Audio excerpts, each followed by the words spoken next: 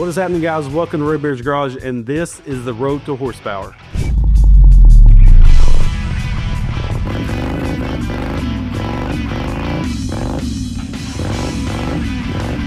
We've had a lot of people over the years ask us to build a true Honda GX200.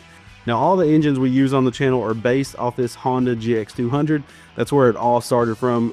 China actually copied these back in the day when they came out, and then that's where we get all of our go-kart engines.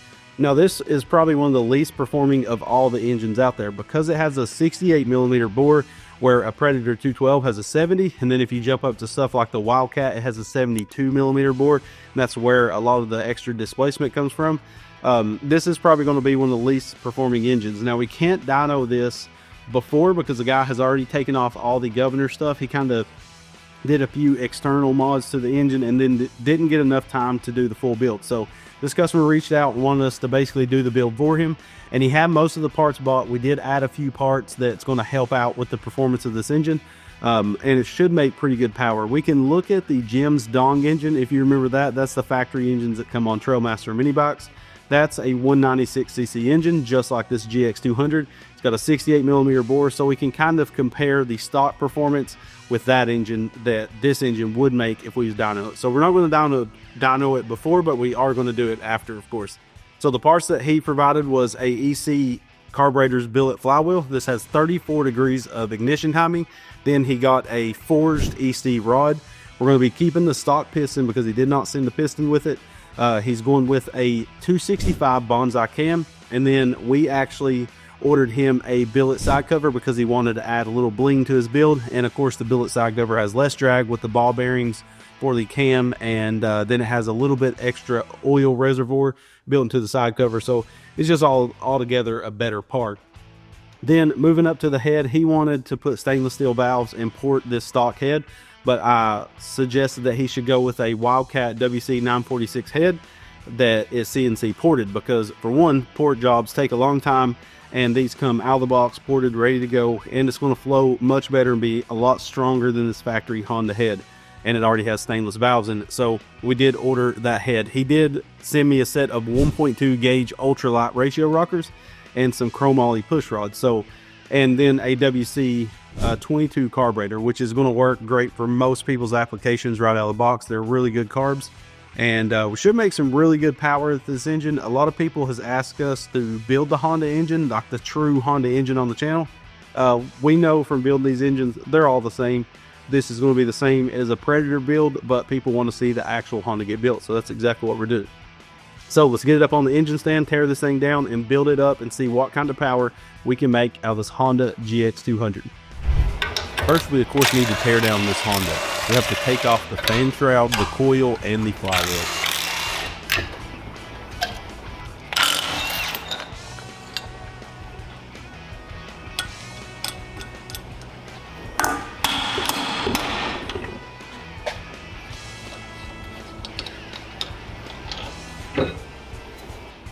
Then we can move on to the valve cover, valve train, and remove the head.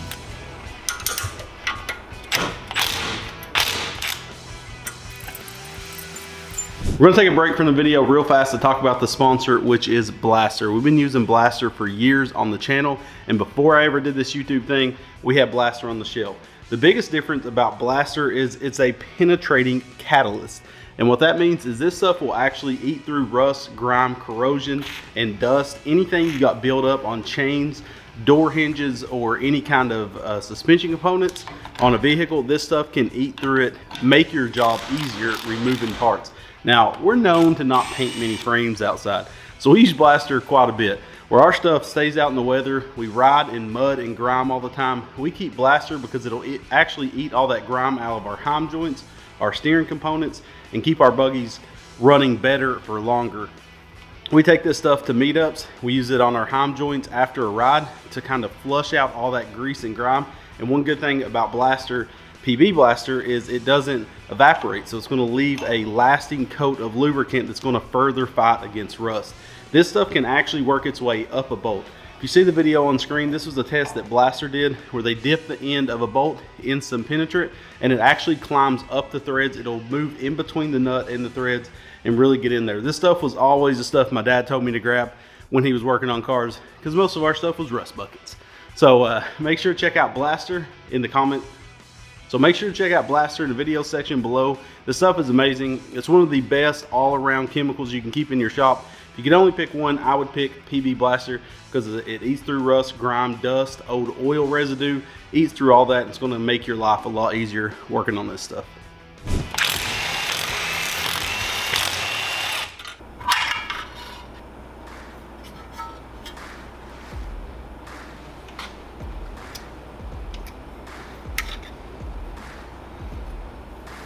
Next is the side cover, cam, lifters, and remove the rod and the crank. It was cool to see the factory Honda side cover has a windows tray built into it for guiding the oil.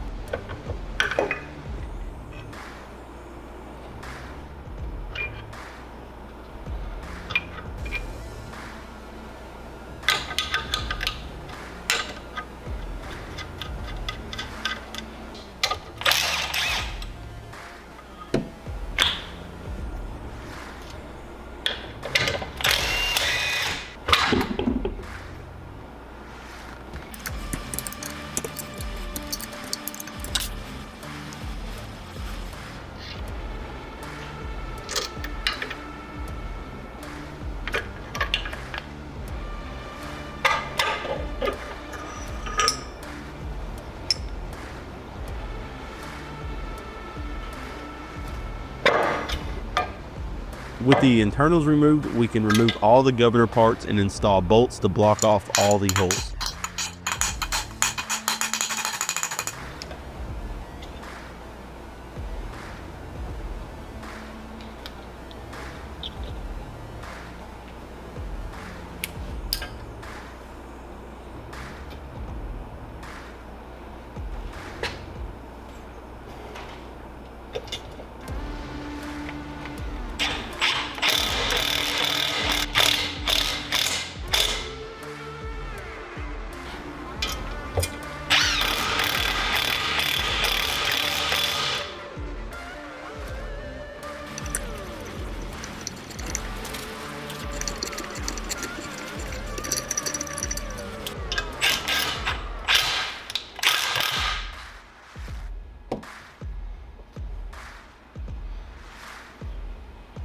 So I'm sure you noticed when I pulled the crankshaft out, sometimes the inner bearing will get stuck on the crankshaft. I did have to use a puller to pull this, and what I did was grabbed onto this gear that rides behind the bearing, and this is actually what rotates the governor gear. So we don't need this extra mass on the crankshaft. So like I said, I just grabbed it with the puller so I'm not pulling on that bearing, and just pop this off. I did throw the crankshaft in the freezer to get it cold, because metal shrinks when it's cold, expands when it's hot. So we have the crankshaft, the gear off. Now we can proceed on building this engine.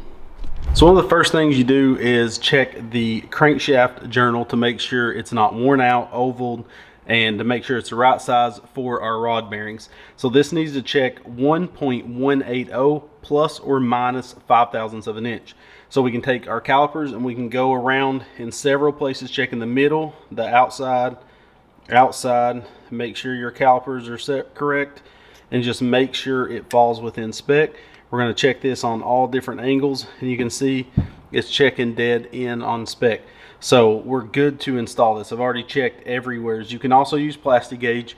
This is the quickest, and it's always worked for me. Some people will say it's not the proper way. I've never had an engine fail by checking it this way. Just make sure to get a good check everywhere, because it can be ovaled. Now if it's ovaled, you're going to need a new crankshaft.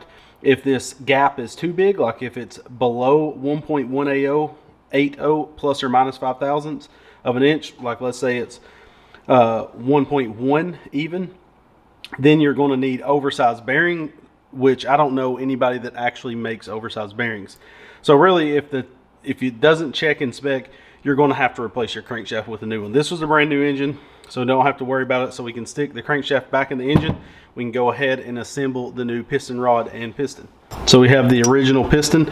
This is not a flat top, but it's not a really deep dish. We're going to keep this stock piston. You can see it's brand new and never been used. So we're going to pop this clip out of one side. I put my thumb over it so it don't go flying. There we go. We have the wrist pin clip out right there. We can see the factory orientation. Long side of the rod is on the same side of the piston as this little dimple. It's an arrow on other pistons. It's just a dimple on this particular one. Now we can slide out the wrist pin. And we're going to match up our rod exactly the same with the long ear of the rod on the dimple side of the piston. So we have our long ear, we have our dimple side. We can slide that in. I'm going to go ahead and put a little bit of assembly lube on this. Always use Amsoil assembly lube.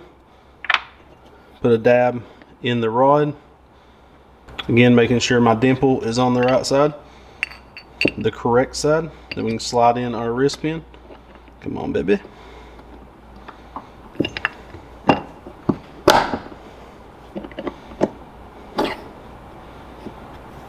And there we go. Now we can just pop our clip back in. Sometimes you can do this by hand, and sometimes you will need a pick.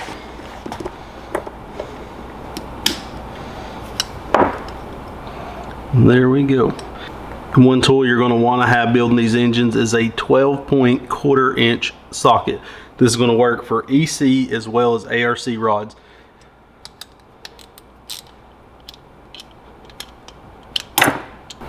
Now with the notch right here on the rod, we have a corresponding notch on the rod bearing. We push that in. We're going to repeat this same process on the rod. Make sure to seat the bearing flush in there, where it's flush on each side. There we go.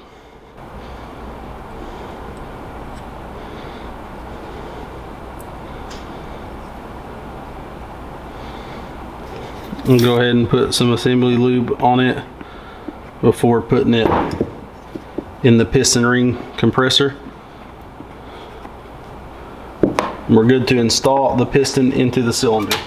Now, I've showed these on other videos. I'll try to link these. It's hard to find them sometimes, but these are the best ring compressors. You just slide your piston in on the thin side, and then we set that in the block, and it keeps the rings squeezed together, so they'll slide right in the block.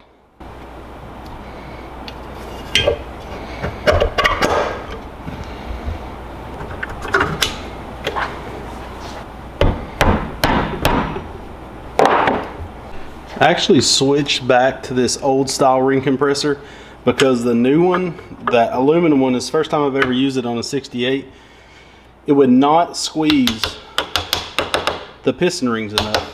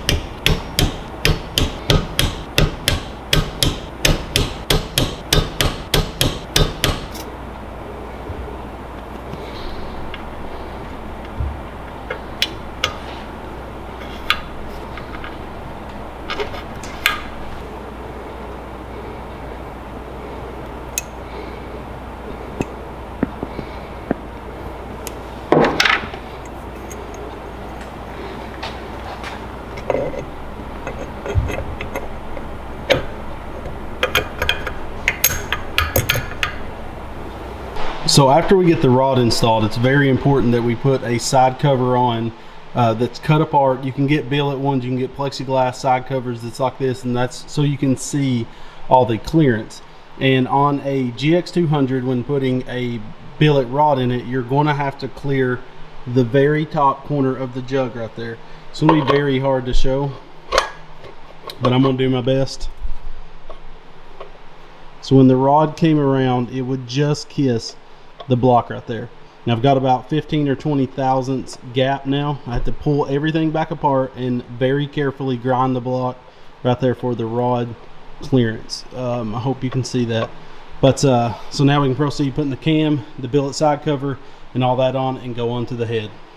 All right, so I showed you guys that we had a block clearance issue. Now I haven't built a GX200 like a true Honda block in a very long time, and I was asking EC, because we got an EC rod, a bunch of parts going in it, if there was any clearance problems, so I would know ahead of time what to look for in a GX200 block. And EC said that the last time they messed with the GX200, there was no clearance problems whatsoever with the crankshaft, with the rod to the block, anything like that.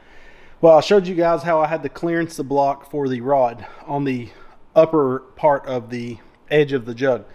Well, then I put the cam in that you guys just saw, and we found out another issue that must be on newer Honda GX200s. I've never heard of it. EC had never heard of it. Maybe someone out there has heard of this problem. But basically, we're aborting this block, and this is fixable. This problem is definitely fixable, but when we're building engines for people, we work by the hour. And for me to fix this problem, it's the same price as buying a Wildcat block and crank off the shelf. So if we walk over here, I got junk everywhere. So we're going through our shelves. We got a couple customer engines. We got a bunch of engines that we've been doing dyno series on. It's pretty chaotic right now. But right here, we have a brand new, never been ran Wildcat 223 block. We have the crank sitting over there with the engine. I just pulled, I mean, literally this engine's never been started. This was a brand new Wildcat 223 that I stole the electric start kit off of. The fan shroud, the flywheel, the starter, the voltage regulator, the coils for this engine, because a guy's gonna have this on a Rokon, so it will not be high RPMs, and he wanted a charging system on it. So that guy, I can sell that block and rod, or sorry, block and crank, and he gets a flat top piston because the Wildcat 223 has a flat top piston. So he's getting an upgrade in every way by spending a very little bit of money. But here's the problem with this engine. So of course we're going to have to get a different billet rod, because this is the GX200. I can clean this rod up, throw it on the shelf, and maybe put it online for sale or something as a used rod, even though it's actually never been ran. But this is the stock Honda cam right here. So we can see the timing dot there. Come on, focus, oh girl. Okay, timing notch is right there. So we lay that so the notch is here, then we line up the notch. You can see how far the two inner lobes are off from each other. So what Honda has done, never seen another engine like this, again, maybe someone else has seen it, is they've retimed their cam. So, and retimed, like the engine's different timing than every other engine out there. So yes, I could put a degree wheel on this and figure it out and stuff, but it's honestly, that would take around about an hour of troubleshooting and stuff. He can buy a block for that price, because I was able to sell him this crank, this piston, and the block, and then I will trade him that rod for a Wildcat 223 rod, and he's got a better engine. He's got 2mm bigger piston. He has a flat top piston instead of the dished. He has a stronger block. That Wildcat 223 block is way stronger than these Honda blocks, and it's unfortunate, but it's just on the price of the build. This is the way it's got to go. Now again, we could fix this problem by, you know, degreeing the cam and stuff and throwing a degree wheel on it and junk like that, but it's just, there's no point in going that far with a weak block with a small piston. It doesn't make any sense. So the guy agreed. So now I have to pull this apart, and we're just going to skip ahead on the, you've seen me build 100 Wildcats, and we're going to skip ahead, get this thing built, get it on the dyno, and see what kind of power it'll make. It's unfortunate, like, I don't know what he's going to do with this block. I don't want it. I don't want any of these parts. It doesn't make any sense why Honda did this, but it's probably something to keep other companies from copying them.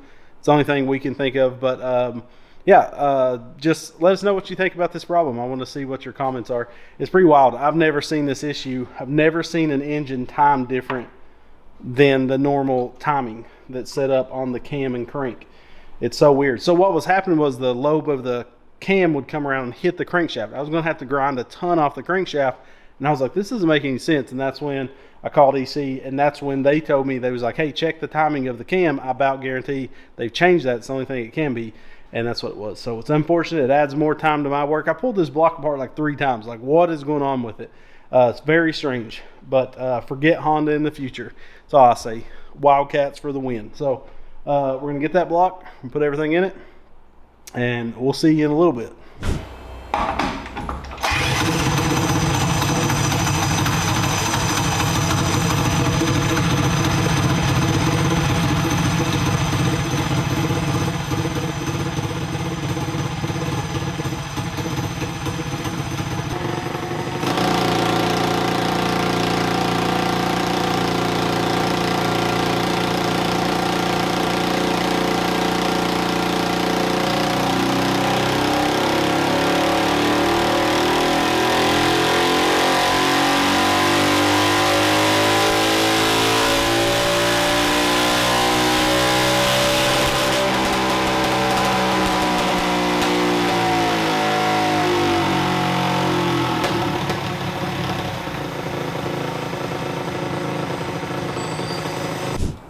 right, that was a good run. So you can see the engine made 14.22 foot-pounds of torque at 5,300 RPMs, and it made right at 16 horsepower at 6,900 RPMs. So if I was this guy, I would definitely put a rev limited coil on this hog so he doesn't over rev it. Yeah, that was real good, Clark. All right, well, that is the engine. All right, guys, so this video didn't go as planned, of course, with the GX200 failing. Now, we could have fixed the problem with the GX200. Again, basically, the timing gear that they press onto the crankshaft has been clocked differently in the, I'm assuming, in the newer GX200s. And the reason I believe they did this is to just get away from Chinese companies copying them. So if we would have put the cam in that GX200 engine and lined up the timing dots, what would have happened was it would have been completely off. The intake lobe was actually hitting the counterweight on the crankshaft, and that was the issue. Now, we could have fixed this in two different ways. We could have put a clone crankshaft in it. I could have pulled apart one of our clone engines off the shelf that we don't use, like the ones that come stock on the mini box. We could have slapped in that crankshaft, and that would have fixed it.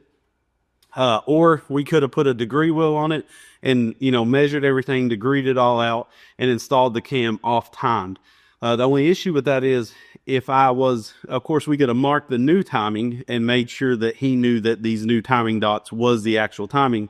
But the problem is we charge by the hour to build these engines. And if we would have did that, it would have added even more time, where I had this 223 block for a good price sitting on the shelf. It was never ran, and it had a good crankshaft in it. Everything was brand new. We literally had this 223 installed the electric start for a build I'm doing off camera for a customer for a Rokon. So this engine was just sitting there.